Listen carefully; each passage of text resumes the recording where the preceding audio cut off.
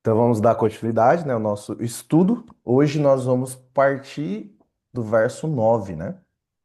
Então já vamos abrir nossas Bíblias no livro de Apocalipse, capítulo 1, verso 9. Então como que a gente vai fazer a partir de agora?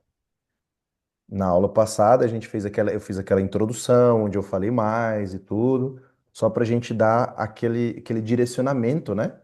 Que é importante para a gente interpretar o livro. E aí, tendo isso em vista, a gente vai usar os mesmos princípios de interpretação nas nossas conversas agora. Então, primeiro, nós vamos ler o verso 9. Vamos conversar com o verso 9. Então, vamos seguir aqui a sequência que está aparecendo. Então, vou pedir aqui para a irmã Gi ler para a gente o verso 9. E vamos comentar do verso 9, justamente levando em conta tudo aquilo que a gente viu na aula passada. E vamos, né, discutir entre nós aqui o que que a gente aprende sobre esse verso. Ele é importante porque ele vai introduzir muita coisa aqui para o restante do livro. Então, lê para a gente, irmã. Eu, João, irmão vosso e companheiro na tribulação, no reino e na perseverança em Jesus, achei-me na ilha chamada Patmos, por causa da palavra de Deus e do testemunho de Jesus. Maravilha. Então, para começar, o que nós podemos falar sobre esse verso aqui, que nos ajuda a entender o livro de Apocalipse? Em qualquer aspecto. Fala assim, ó, esse aspecto vai nos ajudar a entender o livro de Apocalipse. Então, o que que a gente tem nesse verso aqui? O que que vocês acham? Podem abrir o microfone e podem comentar o que que esse verso nos ajuda a entender o contexto, né, principalmente da circunstância de João, né, do escritor do livro de Apocalipse. Bom, aqui no caso ele está preso, né, Uhum, numa ilha, né, isolado, é, e o motivo disso era por causa da palavra de Deus. Ele ficou lá preso por causa do testemunho, né, de Jesus, por causa da palavra de Deus, né? uhum, E peraí, acho que é isso. Deixa eu ver. ok. Então, ele estava preso numa ilha É, e ele foi preso por conta da palavra de Deus, ou seja, por ele pregar, por ele viver, né, a palavra de Deus. Isolado, né? Ele estava na região isolado, né? Que mais? Que os outros irmãos veem de interessante nesse texto aqui?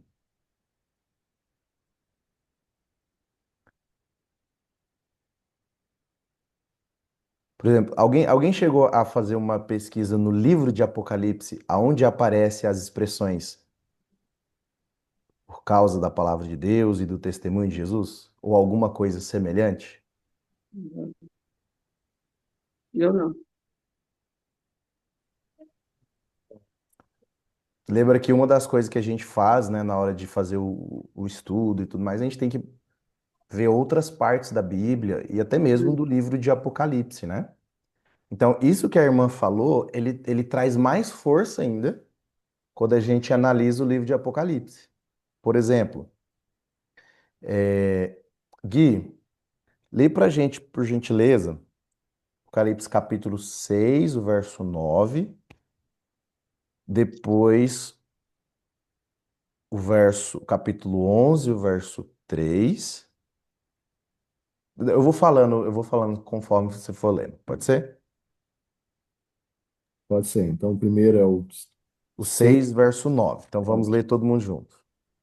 Quando ele abriu o quinto selo, vi debaixo do altar as almas daqueles que tinham sido mortos por causa da palavra de Deus e por causa do testemunho que sustentavam. Opa. Isso. Então a gente tem lá na frente falando que teve gente que foi morto por causa da palavra de Deus e do testemunho que sustentaram. É. Agora, capítulo 11, verso 3.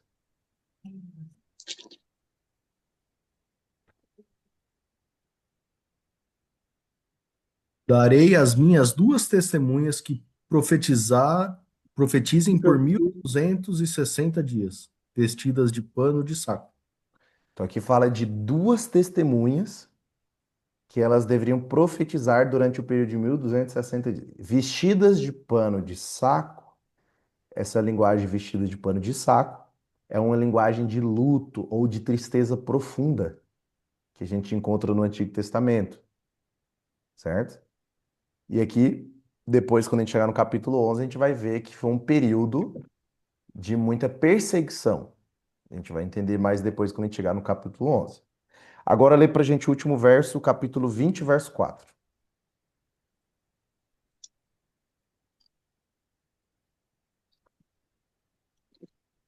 Vi também tronos, e nestes sentaram-se aqueles aos quais foi dada a autoridade de julgar.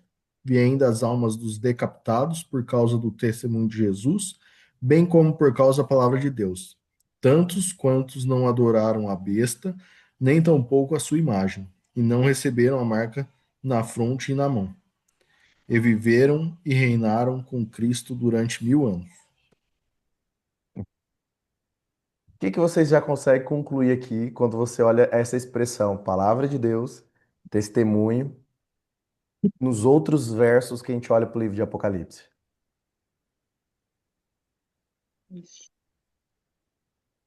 Tudo que a gente leu sempre tem um link. Esse aqui de João, com depois os outros versos que a gente leu. O que que sempre está associado? O fato da pessoa ser fiel à palavra de Deus, ao testemunho, o que que acontece com ela geralmente? Elas sofrem, elas são perseguidas, ou elas acontece alguma coisa ruim com elas. Exatamente a perseguição e, em alguns casos, a gente viu até mesmo o quê?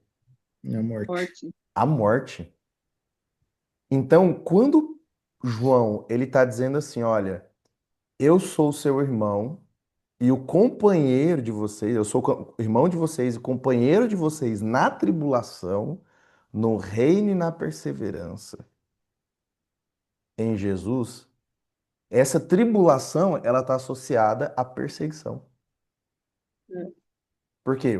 Qual é a causa dele estar em tribulação? Porque ele está sendo fiel à palavra de Deus, em ensinar e viver. E se a gente for ver vários textos da Bíblia, vai perceber que essa questão da perseguição, ela sempre está constante daquele que é fiel na palavra de Deus. Vamos pensar alguns casos na Bíblia, né? José foi fiel todo o tempo, não foi? Foi O que aconteceu com José? Foi preso, foi caluniado, Começou sendo vendido pelos irmãos, também. chegou aí foi escravizado, né? Vendido como escravo. Aí era tratado como escravo, mas depois foi caluniado, difamado. Depois foi lá para o fundo do calabouço, né? Do fundo do poço da prisão. Mas ele continuou sendo o quê? Fiel. Fiel. O outro esqueceu dele, por 2 anos depois é que foi lembrar. Aí, depois de tudo isso na vida dele, é que ele foi colocado numa posição ali, John. Então, olha que interessante. A gente também percebe outro padrão em relação à perseguição. Vamos pensar em outros casos, antes da gente chegar em João. Jó, Daniel. Sim, pode falar, Gui. Jó também, que foi, Jó, exatamente. Jó, ele também foi fiel à palavra de Deus? Sim, sim, Sim. No conhecimento que ele tinha, ele era fiel, justo e íntegro. Mas ele veio tudo e qualquer coisa. E teve perseguição? teve também. Teve. Ele era perseguido por quem? Pela esposa, pelos amigos. Pelos seus familiares e amigos. Mas o pior de tudo, qual que era a maior perseguição? no Satanás, perseguia Pelo ele. próprio Satanás e quase sem limite de perseguição. Só não podia tirar a vida dele. Uhum. É, Mas no final das contas, ele se tornou um testemunho para todo o universo do caráter de Deus. Aí Daniel, exílio babilônico. A perseguição dos outros, né, líderes da Babilônia, mas continuou sendo fiel e sempre teve uma oportunidade de testemunhar. Teve a oportunidade de testemunhar para o rei do maior império da época, produzir um livro extraordinário que nos ajuda a gente entender muito da vinda de Cristo e dos eventos finais.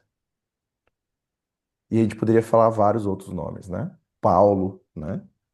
Também era perseguidor, mas foi depois extremamente perseguido, até mesmo pelos de dentro da igreja, mas produziu livros e cartas extraordinárias que nós temos hoje, né? E evangelizou, inclusive, para o imperador da época também. E agora a gente tem João, também totalmente, né? Uma perseguição tremenda, ao ponto que eles queriam silenciar a voz de João quando levaram ele para a ilha de Patmos, porque jogaram no caldeirão de azeite e não matou, né? Fala, então vamos jogar ele numa ilha para isolar. Mas aí, quando eles pensavam que agora eu ia calar, foi lá onde ele teve a revelação do livro de Apocalipse, que é o livro que revela com mais detalhes os eventos no tempo do fim. Então é interessante que toda perseguição ela é seguida de uma bênção e de um privilégio, uma oportunidade para o reino de Deus. Por isso que ele coloca, olha, eu sou companheiro na tribulação, no reino e na perseverança. Então isso que é muito, por isso que eu quis parar nesse verso 9, porque aqui tem uma coisa muito profunda, em dois aspectos. Esse é o aspecto que eu destaquei mais aqui, né? Que na verdade a perseguição ela acaba produzindo algo que vai ser uma bênção, né? Tem esse lado da moeda da gente olhar em relação à perseguição. Só que tem um outro lado que a gente precisa pensar. Quem é realmente fiel, em algum aspecto vai ter perseguição. E a pergunta que a gente precisa fazer é: será que a gente tem perseguição? Será que a gente é perseguido? Ou será que a gente não tem nada de diferente do que tem sido dito por aí, do que tem sido vivido por aí, ao ponto de que as pessoas, de que nem tem preocupação, nem as pessoas, nem o próprio Satanás não está preocupado em perseguir a gente. Porque a gente está tão igual que ele não quer nem perseguir. É uma reflexão que fica para cada um de nós, né? E quando a gente olha para o livro de Mateus, capítulo 5, a gente percebe que no final das bem-aventuranças, a gente vai chegar em perseguição. Começa pela humildade de reconhecer que a gente depende de Deus. Começa, depois passa por, ao entender minha condição, entender a condição do outro, eu me entristeço ao ver a condição da humanidade. Por isso que eu choro, como diz lá em Mateus. Mas depois isso me traz fome, sede de justiça. Mas eu tenho interesse de fazer o quê? De me tornar um pacificador. Alguém que vai trabalhar para reconciliar as pessoas com Deus. Mas nem todo mundo gosta disso. E no final das contas vai ser perseguição. Porque aquele que vive os princípios do reino, ele vai contra totalmente os princípios do império das trevas. E o império das trevas vai perseguir aqueles que vivem os princípios do reino. E aqueles que vivem os princípios do império das trevas também vai perseguir aqueles que vivem os princípios do reino. Então, a gente precisa refletir. Será que eu tenho vivido de tal forma os princípios do reino que eu vejo as perseguições que os princípios, que quem vive ou até mesmo as trevas, né, o inimigo persegue? Que se a nossa vida está tranquila, alguma coisa está errada, né? Então cabe essa reflexão para nós. Mas a gente nunca pode esquecer que toda experiência em Patmos, assim como João, perseguição, de tribulação, às vezes, quem sabe, de uma sensação de isolamento por conta da palavra de Deus, ela resulta numa revelação de Jesus. Vai resultar numa revelação especial de Jesus, que é o que acontece aqui em João. Então agora a gente vai para os versos 10 até os versos 19. Perguntar aqui, Tamar, você consegue ler agora?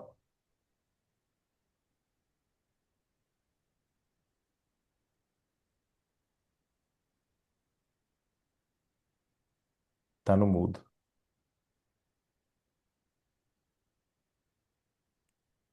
Dá só um joinha ou assim, para saber se você consegue ler agora.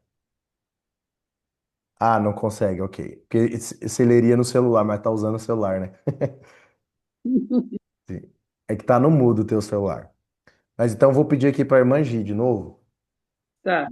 Lê pra gente agora, dos versos 10 até os versos 19.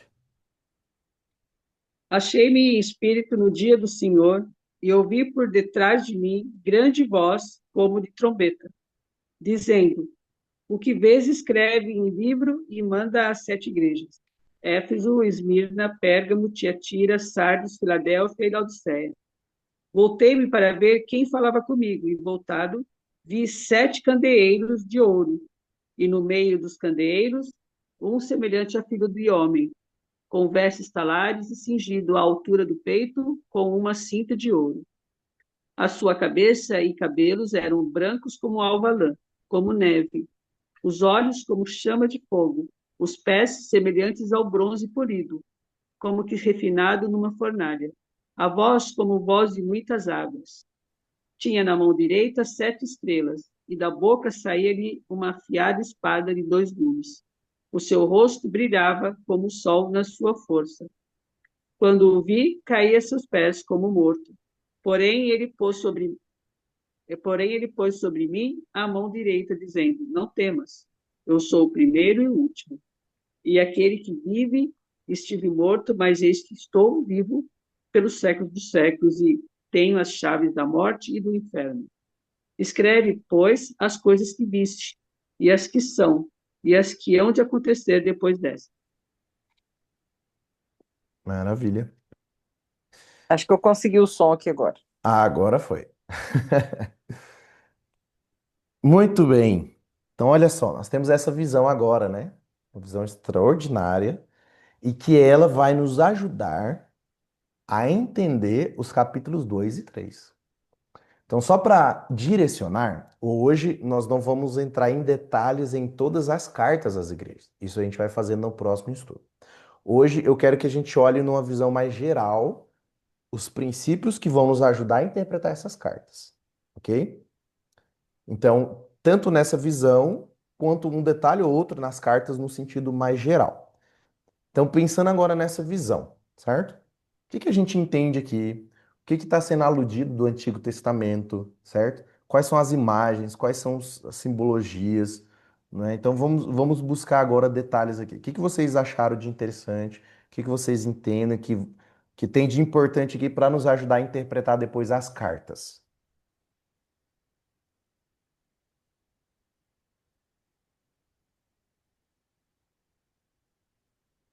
O número O que eu 7. acho Tem bastante coisa falando do número 7.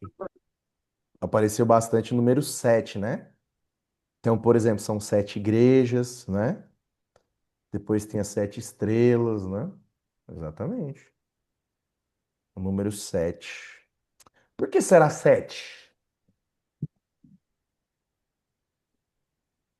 Bom, dizem que fala que o 7 é um número perfeito, o número da perfeição. Não sei se tem alguma coisa a ver. Geralmente a gente usa o termo perfeição porque a gente está querendo, quando ele é associado a Deus, certo? Mas aí a gente precisa cuidar com dizer que é apenas esse significado. Por quê? É, Porque, por exemplo, quando a gente abre em Apocalipse 12, vamos lá para Apocalipse 12. Ele está certo, essa definição, só que é em partes. Porque depende de quem ele se aplica. entendeu? Em qual contexto ele está sendo aplicado. Então, Apocalipse capítulo 12, o verso 3. Lê pra gente, irmão. Viu-se também outro sinal no céu, e eis um dragão grande, vermelho, com 7 cabeças e 10 chifres, e nas cabeças 7 diademas. A gente sabe quem que é o dragão. É, Aí eu pergunto, o número 7 fala de cabeças e de diademas que tem nesse dragão. Se o é. 7 significa perfeição, será que combina perfeição com o dragão? Não, não. Então, o que que a gente vai entender melhor? Quando a gente olha todas essas referências de 7 na Bíblia, na verdade a gente entende que o 7 ele significa plenitude, ok? O que que significa? Não entendi. Plenitude, Ah, sim, é. É. ok? Então, quando eu quero falar de uma coisa completa ou uma coisa plena, eu uso o número 7. Aí, por isso que eu falo que depende de onde ele é aplicado. Porque se eu vou falar de Deus, qual que é a plenitude de Deus? É a perfeição, entendeu? Então, por isso que eu falei que é certo a gente dizer que o 7 ele significa perfeição, mas depende de quem eu estou me referindo. É, eu já ouvi mesmo esse negócio, essas expressões de plenitude completo, realmente eu esqueci desse detalhe. Exatamente. Agora vamos pensar aqui. Se o 7 ele tem um sentido de plenitude, qual que seria o sentido de ter aqui 7 igrejas? E o como isso nos ajuda a interpretar as igrejas?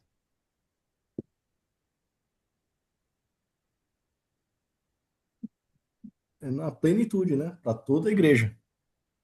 Para toda a igreja. Só que aqui falam de 7 igrejas específicas. Então, o que que a gente vai entender? Lembrando que o livro de Apocalipse é um livro simbólico. Bom, pelo que a gente aprende, as 7 igrejas são 7 épocas, 7 períodos. Mas como que a Aqui gente chega a essa conclusão? começo até o final do tempo. E como que a gente chega a essa conclusão que essas 7 igrejas são 7 épocas? Estudando a história junto com o Apocalipse. Pelas datas, né? Pela história. Ok. Mas a gente só faz sentido estudar a história para procurar qual é o período que corresponde se a gente já sabe que corresponde a uma linha histórica, né? Mas por que não a gente diz que essa mensagem seriam apenas para essas 7 igrejas aqui?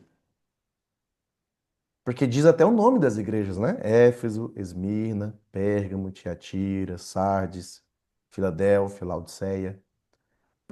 Como que a gente chega a essa conclusão? Antes de eu procurar na história quais são os períodos, por que que a gente chega a essa conclusão que cada igreja vai representar um período?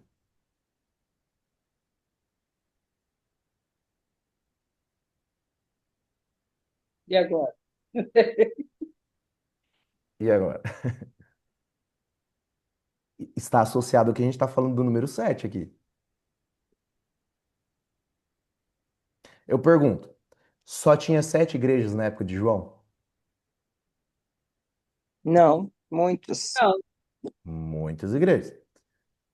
Por exemplo, me cita uma igreja que a gente sabe que tinha igreja em alguma cidade e que não está citado aqui. Corinto, Corinto. Por que que a gente sabe? porque Paulo fala da igreja que está em Corinto. Exatamente. Então, nós só nas cartas de Paulo nós temos igrejas em vários outros lugares, certo? Então, a gente já percebe o seguinte: bom, se o que nós temos na nossa mão é a palavra de Deus, e essa mensagem, ele escolheu 7 igrejas por algum motivo. E quando a gente observa o livro de Apocalipse como um todo, a gente percebe o quê? Aqui ele fala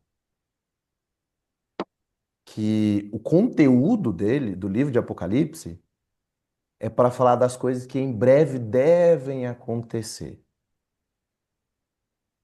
Só que quando a gente olha no livro de Daniel, quando ele recebe visões, e o livro de Daniel é muito semelhante ao de Apocalipse, né? Quando a gente vai para o livro de Daniel, Daniel disse o que para Nabucodonosor? Nabucodonosor, Deus te revelou o que há de acontecer nos últimos dias. Mas agora para João, ele fala o que vai acontecer em breve. O que é em breve para João é últimos dias lá em Daniel. Então tem uma relação com coisas que vão acontecer nos últimos dias, que começa lá, a gente vai percebe depois na Bíblia que os últimos dias começam em Cristo. A expressão últimos dias está associada ao tempo de Jesus e que se estende até o tempo do fim, certo? Olha que interessante aqui. Como a gente sabe que essa mensagem não é apenas para os que estavam ali né, na região, na Ásia Menor, né? Que todas essas cidades que foram citadas, elas ficavam na Ásia Menor. A gente pode colocar num mapa no Google, a gente vai ver. Hoje elas estão na Turquia. Na Turquia hoje, né? É, eu visitei todas elas. Olha só.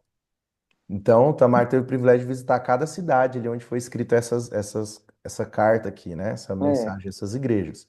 Então, o que acontece? Ali foi direcionado para elas porque era a região onde João pastoreava e que estava mais próximo ali de João. Só que, só que, cada igreja ela tinha uma condição diferente. E ao usar o número 7, porque tinha muito mais igrejas ali naquela região, tinha outras cidades ali também. Por que escolheu 7? Justamente por esse sentido de completude, plenitude. Porque essas 7, no livro de Apocalipse, elas vão simbolicamente representar a igreja em todos os tempos, desde o tempo de João até a volta de Jesus. Então, o fato de ser apenas 7 igrejas, mesmo tendo várias outras, e sendo exatamente o número 7, é que a gente já nos dá a entender, já dá esse indício, né, pra gente. Opa, essa é uma mensagem que ela não é apenas para aquelas 7 igrejas. É uma maneira simbólica de dizer essa é uma mensagem para todas as igrejas. E a gente pode tanto analisar por períodos, então cada carta representando um período, mas também todas as mensagens elas vão falar com pessoas de todos os períodos. Por que que eu estou dizendo isso? Porque João ele não escreveu uma carta para Éfeso, uma carta para Esmirna, uma carta para Pérgamo, separadamente. Como foi que ele escreveu? O que diz aí o verso 11?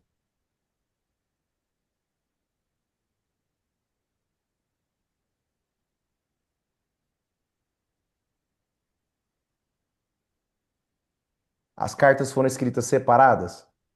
Não, como um livro, né? Era para você escrever em um livro. Na época era um rolo, né? Então, na tradução colocaram o livro, mas ele escreve em um rolo.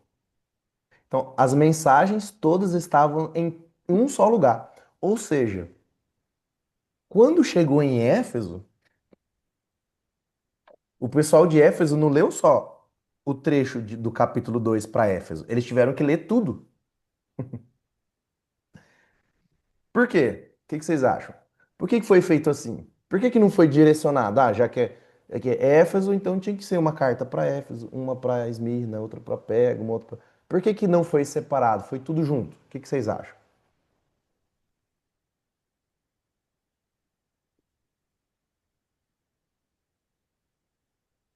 Que era para todos, né? Eram para Era, todos. não era direcionado só para Efésio, não era para Esmirna. Então ele fez para todos. Então fez uma carta que todo mundo tinha que ler. Um livro, né? Para todo mundo ler inteiro. Sim. Mas a pergunta é assim, por que que era necessário fazer isso?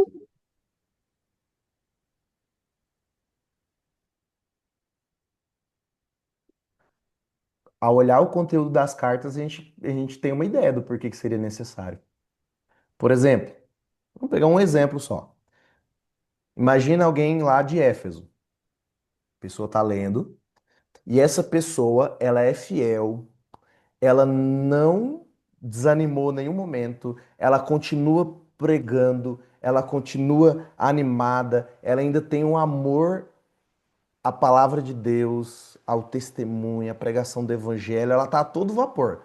Então essa pessoa ela não perdeu o primeiro amor dela com Deus. E ela vai lá e começa a ler a carta de Éfeso. E aí fala lá, né, no verso 1, essas coisas, aquele que conserva o direito de 7 estrelas e tal. Aí o verso 2, conheça as tuas obras, tanto o teu labor como a tua perseverança, e que não pode suportar homens maus, e que puseste a prova os que a si mesmos se declararam apóstolos e não são, e os achaste mentirosos. E tem perseverança, e suportaste provas por causa do meu nome, e não te deixaste esmorecer. Aí a pessoa, opa, esse aqui tá descrevendo bem essa pessoa. Então, a pessoa tá se conectando aqui. Aí do nada fala assim: tenho, porém, contra ti que abandonaste o teu primeiro amor. Lembra-te, pois, de onde caíste e arrepende-te. Eu pergunto, é todo mundo que perdeu o primeiro amor? No primeiro, lá na igreja de Éfeso? Será que todo mundo perdeu o primeiro amor? Eu acho que não, né? Não. Com certeza tinham pessoas que ainda tinham a chama viva. João era um deles. Agora eu pergunto, em Esmirna, será que tinha em Esmirna pessoas que perderam o primeiro amor? Tinha. Então será que essa mensagem era só para quem era de Éfeso? Não, essa mensagem também servia para quem estava em Esmirna, também servia para quem estava em Laodiceia e também servia para quem estava em Jaguariúna, em Anápolis ou em qualquer lugar do mundo, em qualquer época, porque a mensagem ela tem o aspecto profético, que a gente vai analisar na semana que vem, né? Cada período e tudo mais, mas ela tem um aspecto universal também, aonde cada mensagem ela pode falar com pessoas diferentes, porque a experiência espiritual da igreja pode ser a experiência geral da maioria das pessoas, mas não representa a experiência de todas as pessoas. Assim como a experiência ela representa a experiência de um período geral da igreja, mas não representa a experiência de todas as pessoas naquele período. É por isso que era necessário ser escrito uma só, para que todos pudessem ouvir aquilo que mais estava relacionado a ela, Para que todos, para que todos pudessem ouvir todas as mensagens e se conectar com aquilo que mais estivesse relacionado à realidade dela. Então tem mensagens que vai falar mais com um público, outros vai falar mais com outros, mesmo às vezes da mesma igreja. Então, só vamos pensar num exemplo hoje prático. Se alguém prega na igreja, tem mensagem que um sermão vai falar mais com algumas pessoas e menos com outras. Aí vem um outro sermão que vai falar mais com esse outro grupo e não com aquele. Entende? Então é a mesma coisa que acontece nessas 7 cartas. Então, assim, aqui a gente já vê a sabedoria de Deus fantástica, né? Ele já faz algo de tal forma que não fica espaço para que ninguém tenha uma mensagem de Deus que atenda à necessidade ou às angústias, né? Os desafios que a pessoa esteja passando ou os erros que a pessoa esteja cometendo. Não, ela vai ser trazida de uma tal forma que vai conseguir falar com todos. Então, é um exercício simples que nós podemos fazer. Qualquer um de nós que lermos as 7 cartas, a gente vai se identificar mais com uma delas. é verdade, Então, o número 7 ele não representa apenas a plenitude da igreja, mas a plenitude da condição da igreja. Então, a igreja, ela vai se encaixar em alguma dessas condições. Seja a igreja como grupo, ou seja, nós como indivíduos, a gente vai se identificar com uma dessas cartas, ou uma dessas igrejas, né? Porque a carta é uma só. É a mensagem às 7 igrejas, né? Então isso aqui é muito poderoso, né? O que mais vocês acharam de interessante aí sobre essa visão de Jesus, desse ser? Eu tô falando aqui já dando spoiler, né? Então vamos começar. Quem que era essa pessoa que ele viu? Tá falando que ele viu um como filho do homem. Ele ouviu a voz como de trombetas. E depois, quando ele viu, era como o filho do homem. A voz de muitas águas. Oi? A voz de muitas águas. Aqui fala como voz como de trombeta, né? Aí lá depois ele fala no final, né? Que a voz era como de muitas águas. Então primeiro ele ouve como de trombeta, mas depois ele, ele ouve, né? Como de muitas águas, né? Quem é esse ser aqui que ele tá vendo?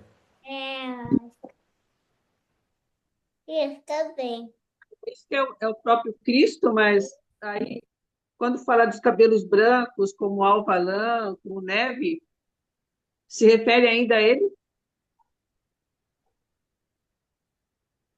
E aí, quais são os elementos que a gente tem então? Aí que é o ponto, a gente precisa analisar os elementos, certo?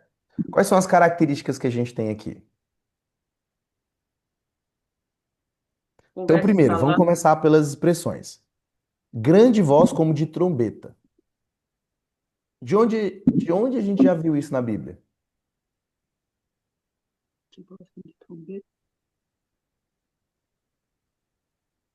Será que a gente já viu isso na Bíblia?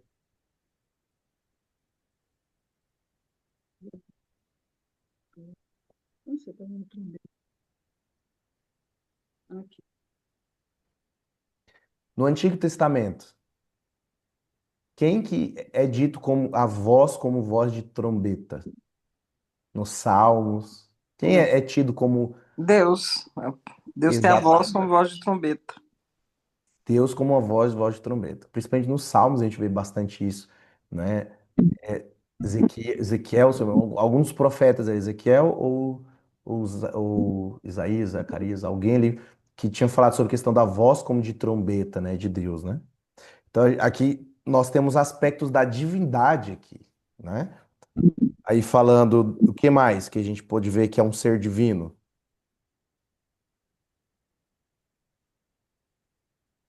Quando fala que a sua cabeça e os seus cabelos eram brancos como a alva lã, como a neve, os olhos como chama de fogo, os pés semelhantes ao bronze polido. De onde que a gente tem essa imagem? Onde que a gente lembra isso aqui? Lembra que João ele está fazendo alusões ao Antigo Testamento? Essa imagem ele está tirando de onde?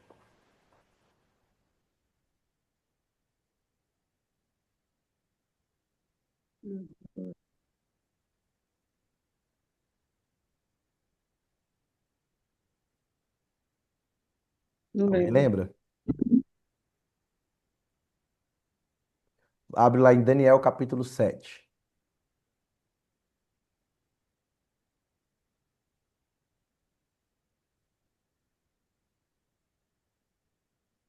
Daniel, capítulo Daniel capítulo 7.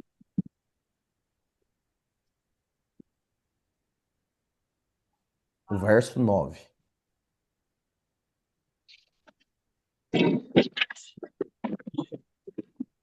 Daniel capítulo 7, verso 9. Quem encontrar pode ler pra gente. Continuei olhando até que foram postos os tronos, e o ancião de dias se assentou. Sua veste era branca como a neve, e os cabelos da cabeça como a pura lã. O seu trono eram chamas de fogo, e suas rodas eram fogo ardente. Quem que lá essa linguagem lembra esse texto aqui. E quem é o ancião de dias aqui? É o próprio Deus, né? É É o o Deus. próprio Deus. Então a gente sabe uma coisa. Aqui tá falando de Deus. Só que tem mais detalhe. Aqui fala também que ele viu como semelhante a filho do homem. E essa expressão filho do homem, continuando no capítulo 7, o que que diz ali o verso 13?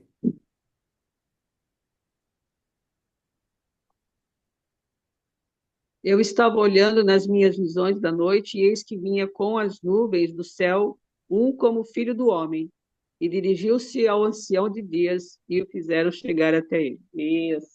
Bem, Opa, então olha que interessante. Aqui está falando de que um como filho do homem, semelhante ao filho do homem, a mesma expressão, é, só que esse filho do homem se ele vai em direção ao ancião de dias. Opa, então é, são dois seres diferentes. Então, apesar de ter uma linguagem que é associada ao ancião de dias, mas essa linguagem só é associada ao ancião de dias para dizer que está falando de uma figura divina. É um ser divino que tem o som como de trombetas, que tem essas características, como na visão de Daniel, que é uma característica de um ser divino. Porém, é um ser diferente, é uma pessoa diferente do ancião de dias. É o filho do homem. E é. nos evangelhos, quem é o filho do homem nos evangelhos? Abre aí sua Bíblia em Mateus capítulo 8, verso 20.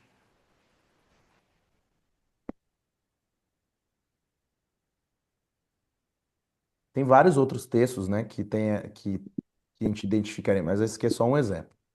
Mateus capítulo 8, verso 20.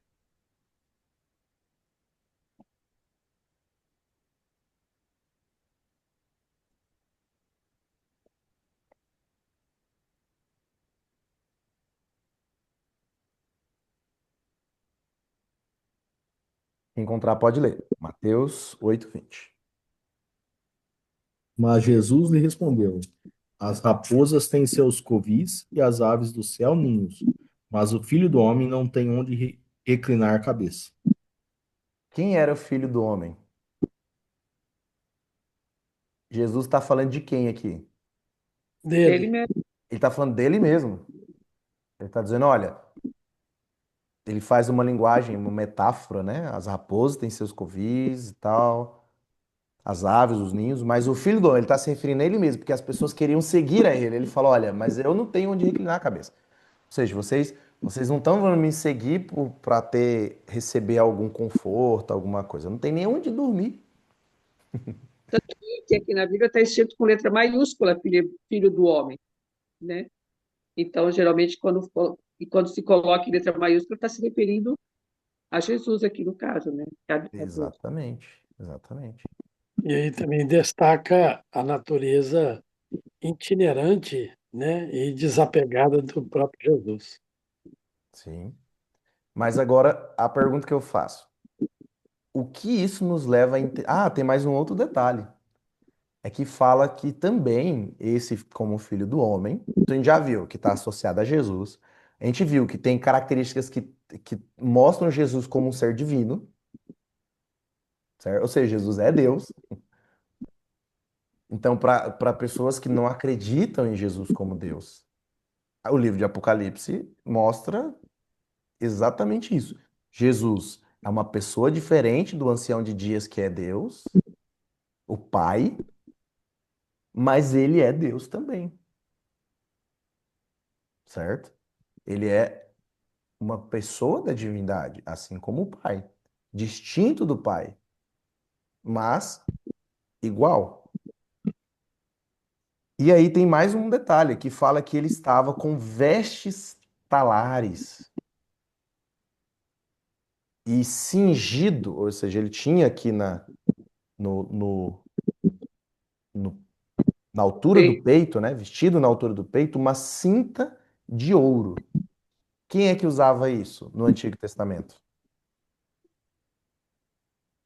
Do sacerdote? O sacerdote, exatamente.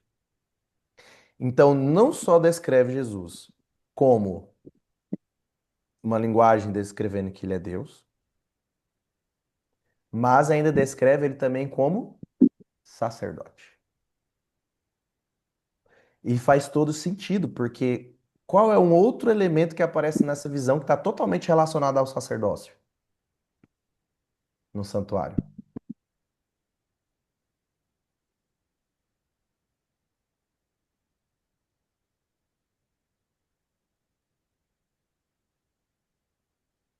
Uma pergunta? Qual é o outro elemento nessa visão que está totalmente associado ao sacerdócio dentro da questão do santuário? São outro elemento do santuário que está vinculado ao sacerdote. Elemento. Verso 12, verso 13. O que que diz ali? Você- De qual livro? Aos, Apocalipse né, 1. Oi? O ele, candeeiros, Os candeeiros ou candelabros, né? O que era o candeeiro? O que que era o candelabro? ficava no santuário, né? Significava a luz, né? Jesus era considerado a luz do mundo, né? Assim, nesse sentido. Ok, sim, mas antes de chegar lá antes de chegar lá no significado, o candelabro era uma lâmpada que ficava no santuário, certo? E ele ficava em que parte do santuário? Era no pátio, no lugar santo ou no lugar santíssimo? Santo. No Santo. No lugar santo. E o lugar santo, ele representa o quê? Se a gente fosse resumir em uma palavra, o que representa o lugar santo? Jesus,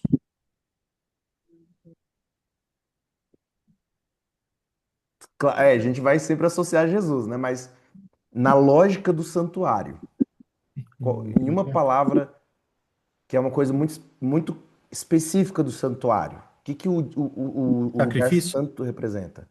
sacrifício, né? O sacrifício acontecia no pátio. Um pátio. Uhum. Expiação no Expiação acontecia em todo o santuário, desde do pátio até o lugar santíssimo. Qual que era a característica marcante do Santíssimo? Você puder dizer assim, ó, o resumo do que acontece no lugar santíssimo, ele se resume a uma palavra. Qual seria essa? Lugar santo ou santíssimo? Santo. Ah, ah, santo. Que a gente está falando do candelabro, ele fica no lugar santo. prega. Sacrifício, aí. Oi? Sacrifício? Sacrifício era no pátio. A oferta, não, oferta. Serviço, Oi? serviço, Era o Serviço, arrependimento. arrependimento, as pessoas se arrependiam do lado de fora da tenda, né? Elas tinham que se arrepender, pedir perdão com a mão em cima da cabeça do animal para transferir simbolicamente a culpa para o animal. Era sacrificado no altar. Depois era entrega. Purificação? A Thalita tá gritando ali, ó, intercessão. Uhum. Intercessão, certo? Por quê? O sacerdote ele pegava o sangue do Entrega. sacrifício e ele aspergia na cortina que tinha entre o lugar santo e o santíssimo e colocava sangue na ponta dos chifres do altar Holocausto. Altar de incenso. de incenso, exatamente. Altar de incenso. Esse era um ato de intercessão pelos pecados do povo.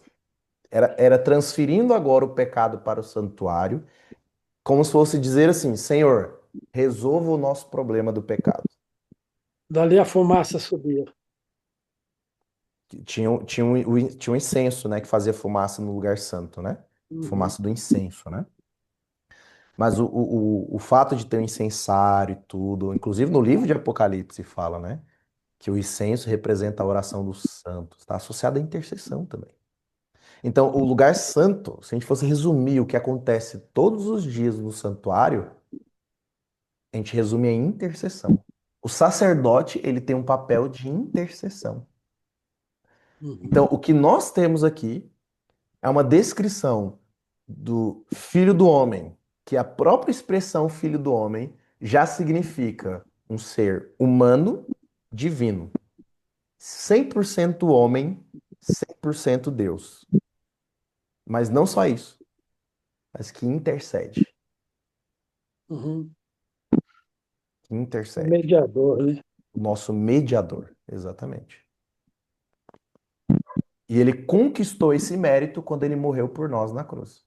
E agora ele se ofereceu como sacrifício no santuário celestial. E ao se oferecer como sacrifício no santuário celestial, ele agora ele vai ter a função de ser o nosso sacerdote. Então nós Nosso temos Cristo intercessor. como nosso sacerdote, que intercede por nós. E a gente vai ver mais pra frente que não é apenas sacerdote, né? Na verdade, sumo sacerdote. Só que a gente vai chegar mais na frente e vai ver isso, né? Porque o sumo sacerdote também ele era sacerdote todos os dias do ano. Ele só tinha a Uma vez função por de ano. sumo sacerdote uma vez por ano. Todos os outros dias ele tinha a mesma função de sacerdote, de fazer a parte da intercessão, né? O que isso nos ajuda a gente aprender a mensagem das igrejas.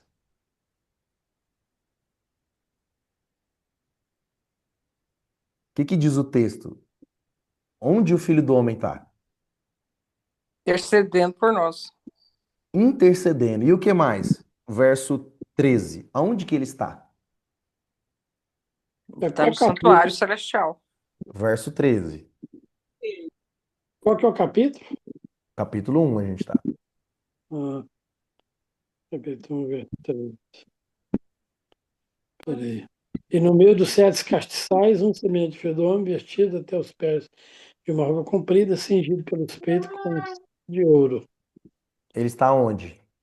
Ele está no meio dos 7 castiçais. Ele está no meio.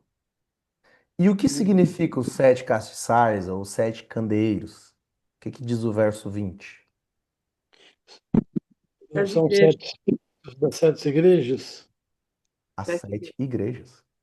Então, Ah, as mensagens às 7 igrejas, a gente já viu que, na verdade, as 7 igrejas representam o povo de Deus em sua plenitude. Ou seja, se ele está no meio dos candeeiros, e os candeeiros são as igrejas, e as 7 igrejas representam a plenitude do povo de Deus, qual uhum. que é a conclusão?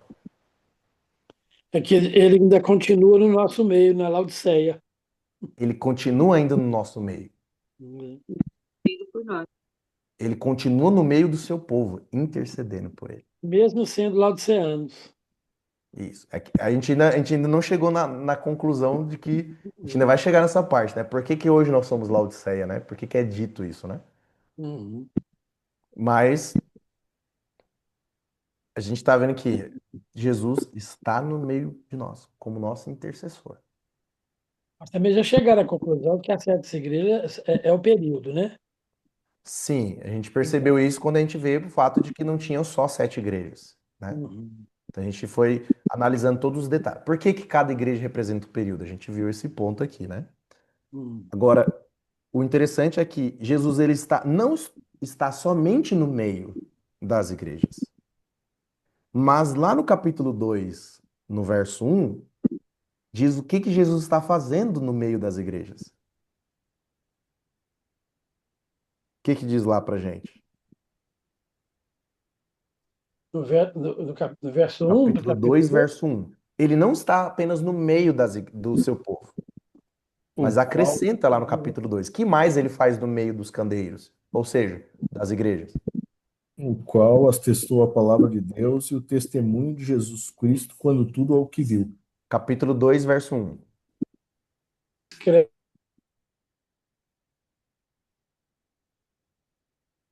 Cortou, Jorge.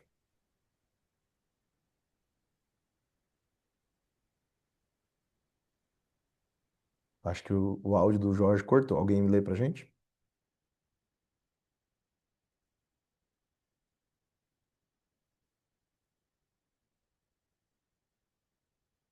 Quem tá aí com capítulo 2, verso 1 mais fácil? conheço as tuas obras, o teu trabalho e a tua paciência, e que Jorge, não pode. Oi. é que travou aqui, ó. A gente acabou não ouvindo. O verso 1, capítulo 2, verso 1, lê pra gente, pô. Escreve ao anjo da igreja de Éfeso Isto diz aquele que tem na sua destra as 7 estrelas, que anda no meio dos 7 castiçais de ouro. Até aí. O que que ele está fazendo no meio das igrejas? Andando. Andando. Uhum. Então ele não está só, está no meio das igrejas aí. Ele está andando. O que que isso Andando. representa? Imagina, Jesus andar no meio do seu povo. O que representa isso? Representa movimento, né? Movimento. Significa que ele está tendo o quê? Contato, proximidade. Está se Nada. relacionando com o seu povo. É por isso que em todas as igrejas ele fala, eu conheço as tuas obras. Por quê? Como que ele vai conhecer? Porque ele está junto, ele está se relacionando. E isso está totalmente relacionado ao que ele prometeu lá no final do livro de Mateus. O que que ele diz?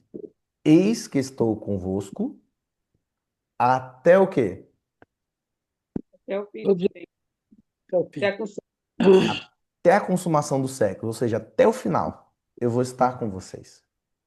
E não só estar no meio, eu vou estar andando, eu vou estar me relacionando, eu vou estar conhecendo. E o maior exemplo disso é o próprio fato de João estar vendo o próprio Jesus. Ou seja, ele foi para o céu, mas ele voltou e apareceu agora diante de João. Foi, João, eu estou aqui no meio de vocês. Eu não estou lá no Ação. céu, eu não estou lá no céu agora e deixei vocês abandonados. A gente reconhece a ação dele, né? O verbo andar é uma ação. Exatamente. Então aqui é fantástico, né? Porque mostra ele como nosso intercessor, nosso mediador. E agora ele ainda está no nosso meio. Agora, se a gente pensa um pouquinho mais na lógica do santuário, o que que o sacerdote fazia na lâmpada, no candelabro? Todos os dias. Colocava azeite Ele e colocava acende. azeite, né? Ele fazia ali a manutenção das lâmpadas. Então, se tinha uma meio apagadinha, ele colocava mais azeite ou ajeitava ali o pavio, né? Ele fazia a manutenção. Mas aí a irmã falou o principal. Qual que era a principal forma de fazer a manutenção? Era através Azeite. do azeite. E qual que é o símbolo de azeite na Bíblia? O Espírito Santo. O Espírito Santo. Então, de que forma que Cristo ele faz a manutenção, a reforma, o reavivamento da igreja? Através do Mediante Espírito. O derramamento do Espírito. Através do Espírito Santo. o Exatamente. Consolador. O nosso Consolador. Então, Cristo ele não está só andando para saber como que nós estamos. Não só conhecer, eu sei o que que você está fazendo, o que que você não está e tal, dos erros e acertos. Mas não, eu estou cuidando de você. Eu estou providenciando o que é necessário para você melhorar, para você desenvolver a sua espiritualidade, a sua fé, a sua perseverança através do Espírito Santo. Essa é uma imagem linda que nós temos de Jesus aqui nesse capítulo. E essa imagem é que a gente tem que ter em mente em todo momento que a gente avança nas cartas. Que a despeito do que aconteça, que a gente vai ver que vai ficar feia a coisa nas igrejas, nas cartas, né? Mas a despeito disso, ele continua no meio do povo. E ele continua disposto a cuidar, a oferecer o Espírito Santo para que o povo possa o quê? Desenvolver a espiritualidade. Mais alguma coisa? Algum comentário que nos ajuda a gente a entender melhor as cartas ou ajuda a entender melhor essa visão, né, do capítulo 1? Alguma dúvida? Tudo certinho. É, eu vou aproveitar aqui, no fim de semana, na semana passada, o irmão Vitor, ele ia perguntar algo sobre o verso 16. Eu imagino que seja, não sei se é isso. Então acredito que ele assiste aqui a gravação, ou se não, depois na próxima, quando tiver oportunidade, a gente conversa sobre isso. mas eu já vou adiantar um pouquinho. No verso 16 fala aqui, né? Tinha na mão direita 7 estrelas, e da boca sai-lhe uma afiada espada de 2 gumes, né? Eu acredito que a dúvida dele era o que seria essa espada afiada de 2 gumes, né? Porque talvez o que aparece aqui é a descrição assim mais estranha, né? O que vocês acham, irmãos? O que seria essa espada? E onde que a gente encontra base bíblica para dizer o que é essa espada?